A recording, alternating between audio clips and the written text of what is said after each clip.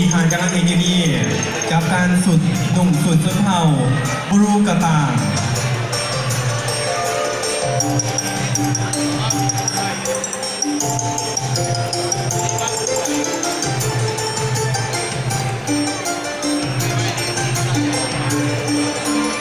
และติดตามมาด้วยสูตรส้นเผาผู้ไทย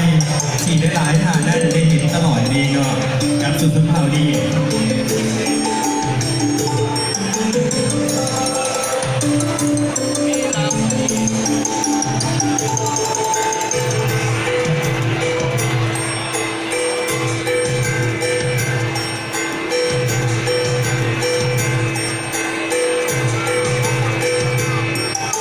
และนั่นนี่ก็เป็นส่วนส้นเผาบรูมังกร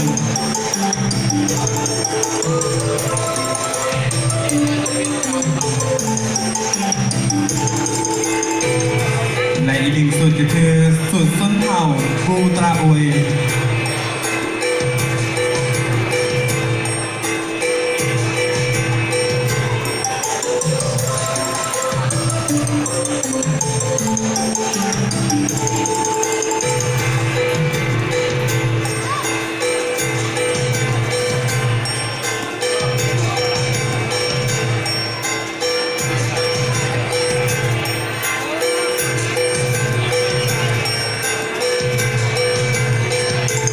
วัฒนธรรมเกียรติเกียรติขอเสียงต้มห้วยยังไห่กับคณะศิลปะ